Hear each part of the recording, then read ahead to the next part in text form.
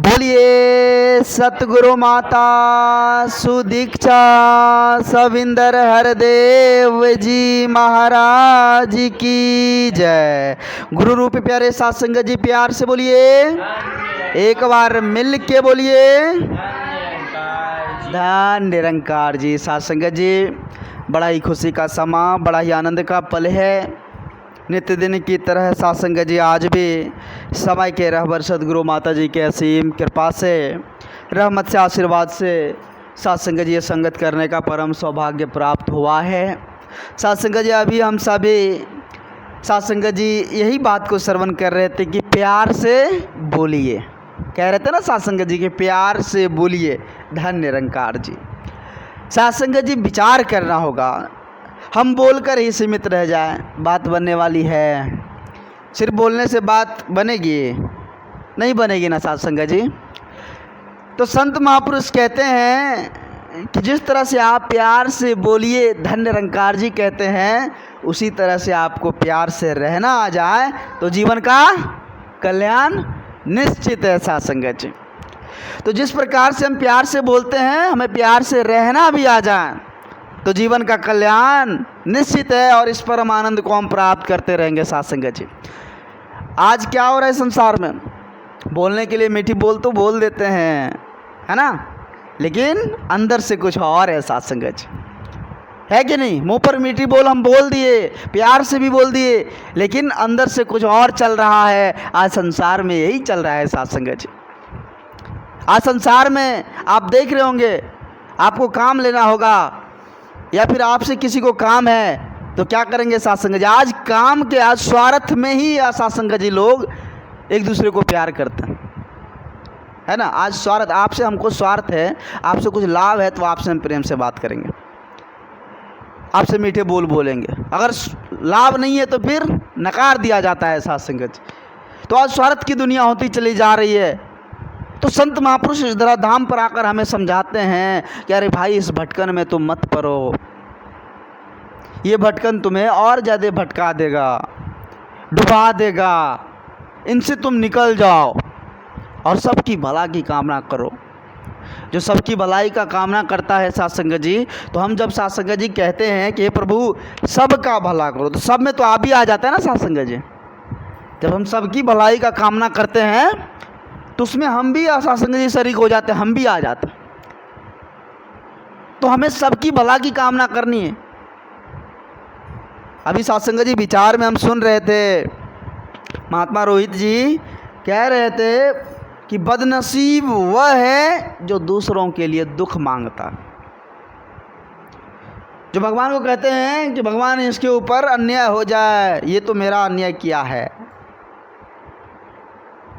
कहते हैं ना संसार में देखे होंगे, आस पड़ोस में भी आप इस तरह की बात देखे होंगे कि लोग एक दूसरे के लिए दुख मांगते हैं भगवान से कि भगवान उसको दुखी कर दो, भगवान उसको डुबा दो।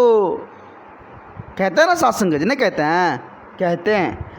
तो संत महापुरुष कहते हैं कि वो सबसे बड़ा बदनसीब इंसान है जो दूसरे के लिए दुख मांगते हैं। विचार में सुन रहे थे ना साथ संगत जी,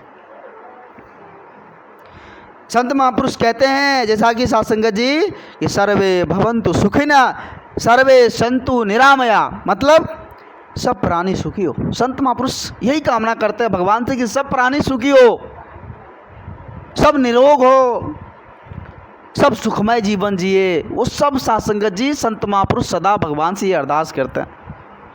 वो नवनीत हृदय के होते साथ संगत, संत महापुरुष नवनीत हृदय के होते, वो कभी एक दूसरे के बुराई कभी सोच ही नहीं सकता। विचार कीजिए साथ संगत जी, आज हम सबों को ऐसा मोमेंट, ऐसा माहौल, ऐसा परिवार, ये प्रेम एकत्र मिलवर्तन भरा परिवार मिला हुआ है। नहीं तो आज देख रहे संसार में, कहते हैं कि आज संसार नरक बन गया है। आज संसार में जहाँ देखिए ईर्ष्या, द्वेष, घृणा, अहंकार, ये सभी फैलता जा रहा है साथ संगत जी, फैलता जा रहा है कि नहीं महात्मा रोहित जी। आज संसार में द्वेष, ईर्ष्या, यही इसी भावना के साथ लोग जी रहे ना। तो साथ संगत जी क्या होगा, दुख देगा ना। अगर हम अहंकार करेंगे तो दुख देगा कि नहीं, है ना। बहुत सारे ऐसे दुख भी हमारे पास कलेक्ट होते हैं साथ संगत जी जो हम खुद को खरीदते हैं। हम संशय करते हैं, दुख हो जाता है ना। हम अविश्वास के साथ चलते हैं, दुख हो जाता है साथ संगत जी, है ना। अविश्वास ही हमारे दुख का कारण है, संशय हमारे दुख का कारण है साथ संगत जी। तो ये मिटेगा कैसे, ये खत्म कैसे होगा?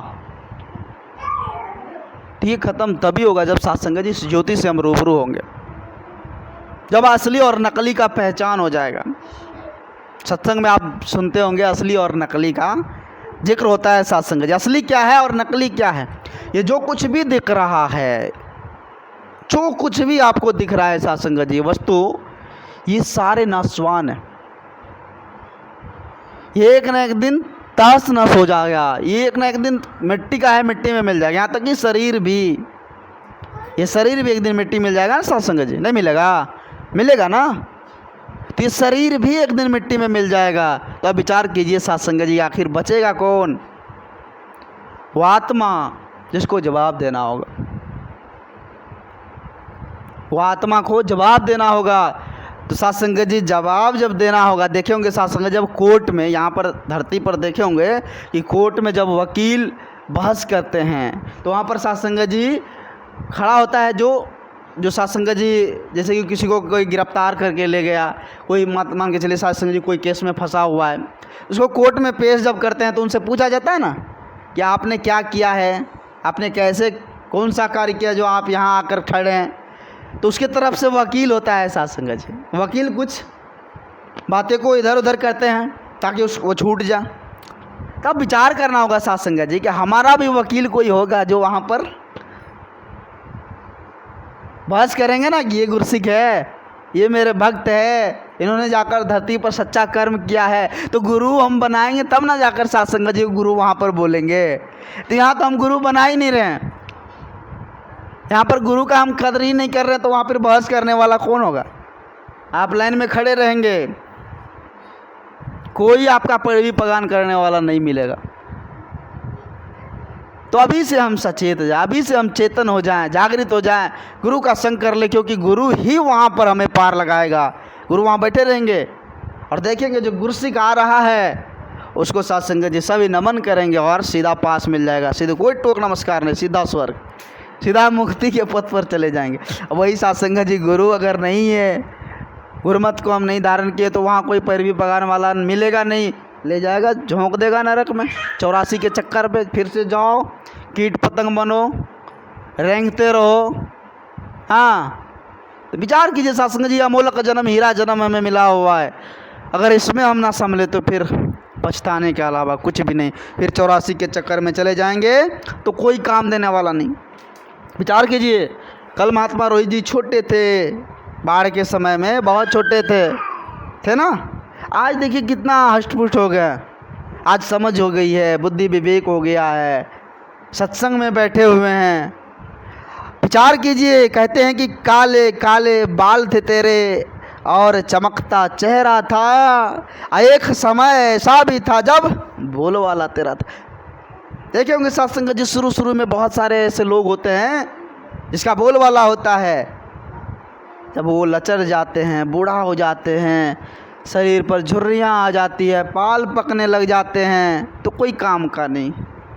एक गिलास पानी भी मांगेंगे ना तो इशारा से मांगे, कुछ बोल भी नहीं पाते, हाथ कांप रहा है। समय बीत गया, देखिए समय कितनी रफ्तार से बीत रहा है। महात्मा रोहित जी बाढ़ के समय 2008 में कैसे थे, अभी क्या है, सत्संग का आनंद ले रहे, कल क्या होंगे, है ना।